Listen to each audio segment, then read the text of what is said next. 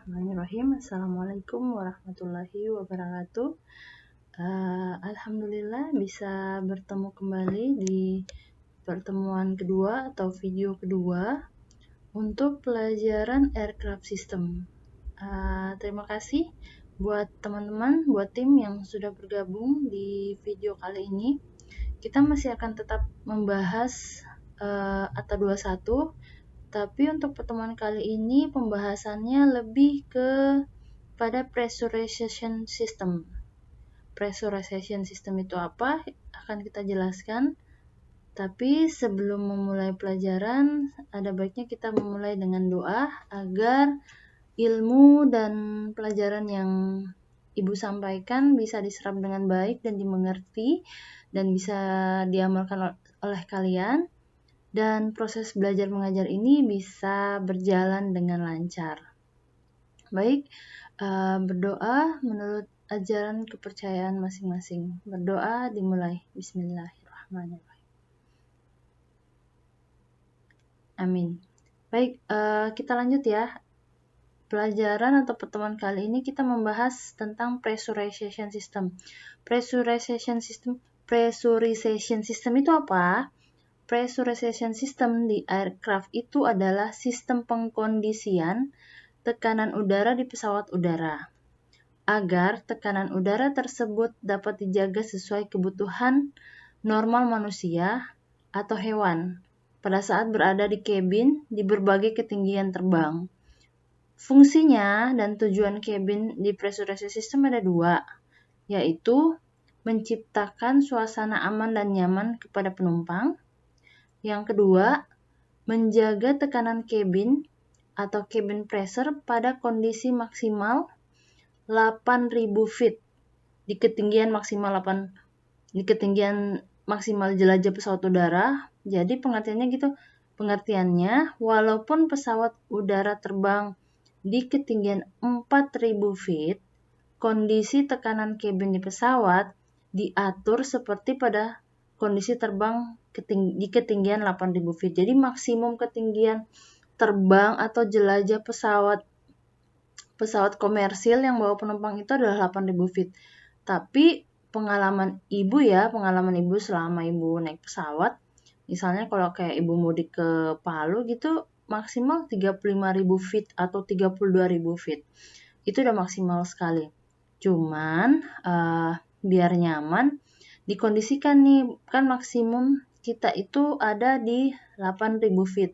Jadi walaupun misalnya kayak ibu pesawatnya terbang di 32.000 feet atau 35.000 feet di atas permukaan laut, tetap tekanan udaranya itu disesuaikan seperti ketika pesawat terbang di 8.000 feet.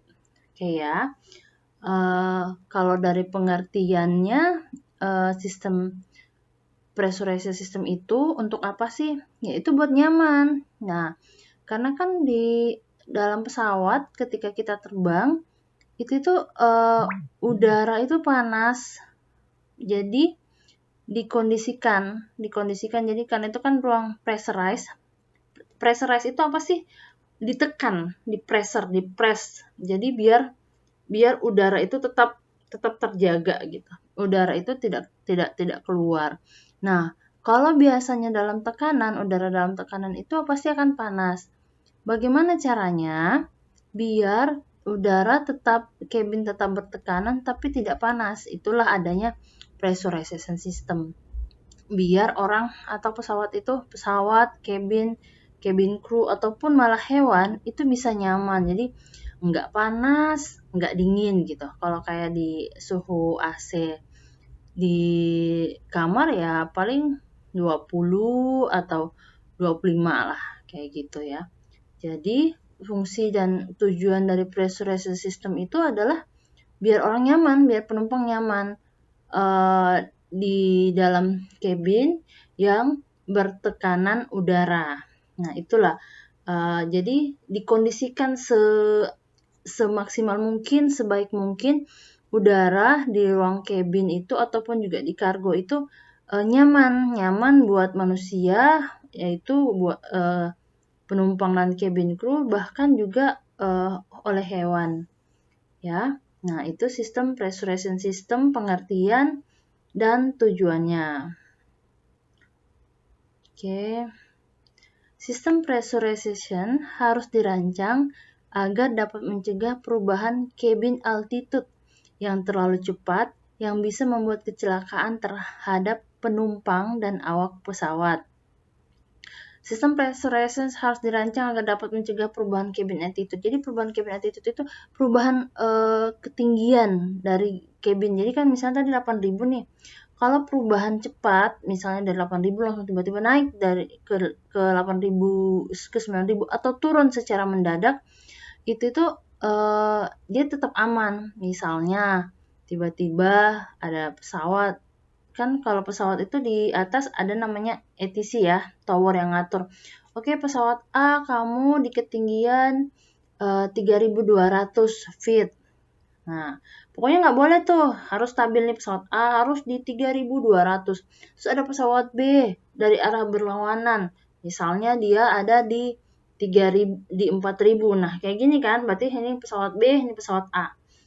Terus somehow misalnya pilotnya pesawat B ini nggak terlalu mendengar, disuruh di 4.000 malah dia turun di 3.200 misalnya. Jadi sama-sama nih bakal tabrakan. Nah, tiba-tiba si tower langsung kasih tahu itu kamu mau tabrakan, pesawat B naik, pesawat A turun.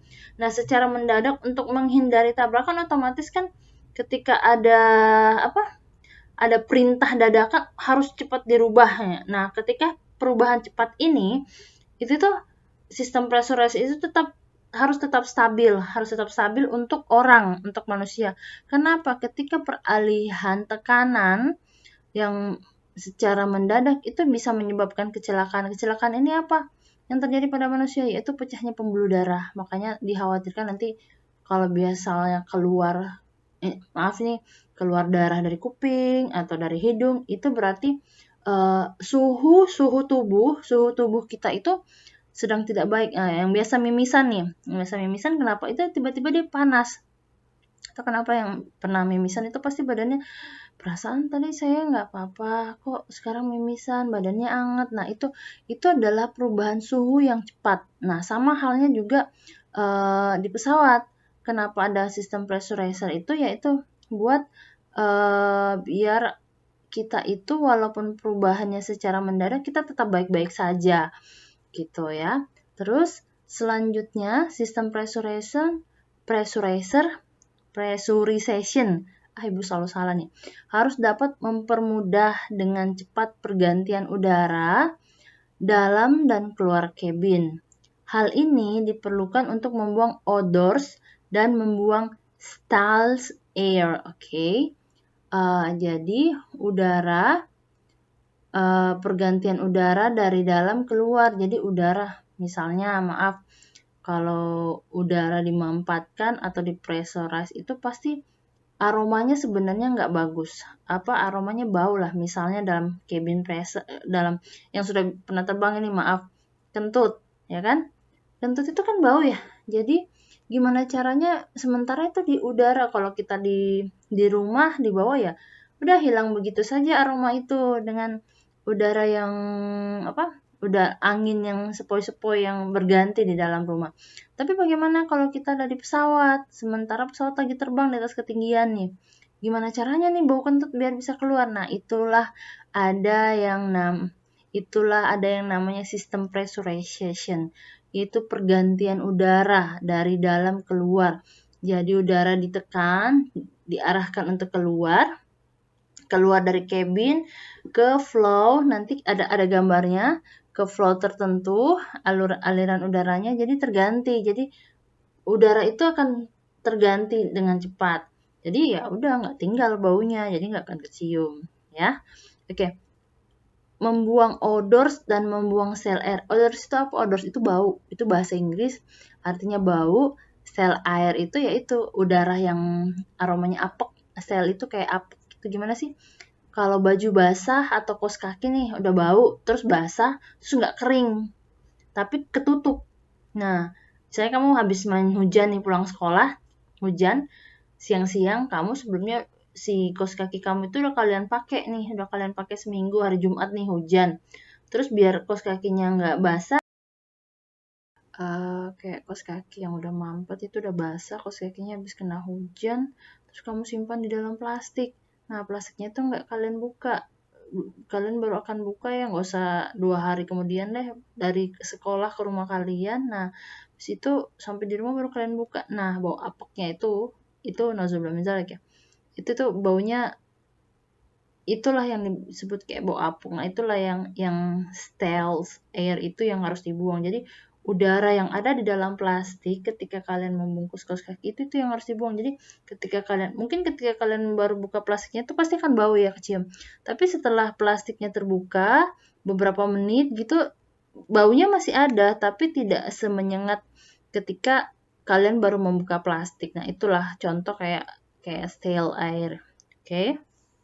Selanjutnya, dalam pesawat udara jenis pressurization system, cabin, flight compartment, dan baggage compartment dikelompokkan ke dalam sealed unit atau unit yang diberi seal. Apa itu sealed unit yang bisa menahan tekanan udara yang tinggi di bagian dalam dibandingkan dengan tekanan atmosfer di luar. Jadi kalau kalian masuk ke cabin atau flight compartment, baggage compartment itu kargo, flight compartment itu bagian yang ada ruangannya. Nah, itu semuanya pintunya tuh di seal. Seal itu apa? Sama kayak apa ya? Kayak gini nih pintu. Nah, di bagian sininya itu ada sealnya, ada kayak rubber, kayak ini loh, kayak apa sih? ban karet.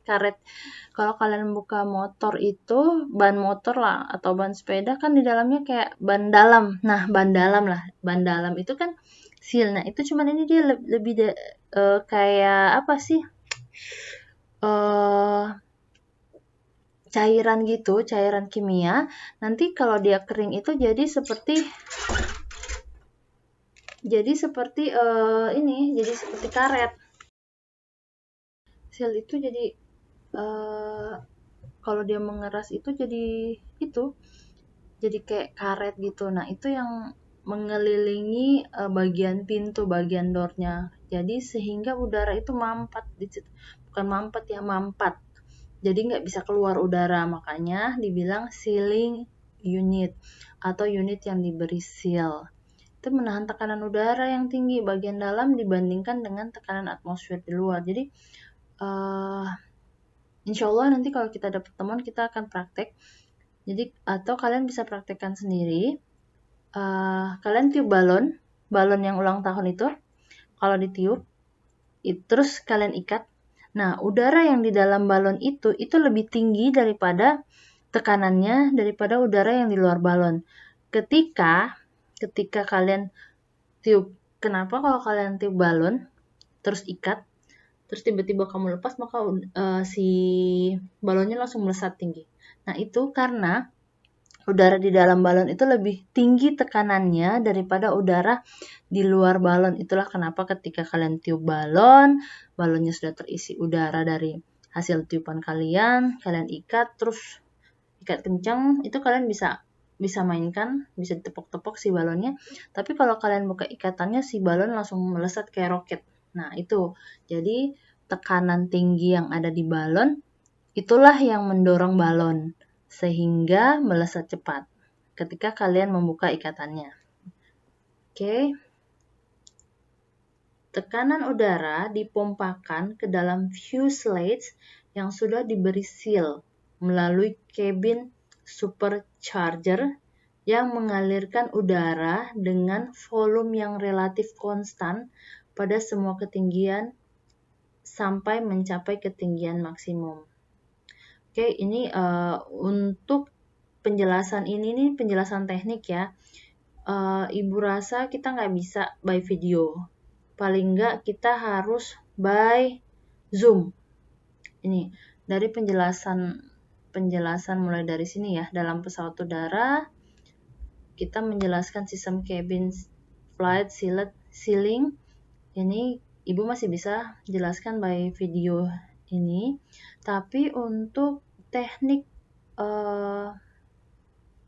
udara, aliran udara, pemampatan udara, kita nggak bisa lewat video karena ibu nggak dapet nih kalau kalian, imajinasi kalian itu nggak akan nyampe.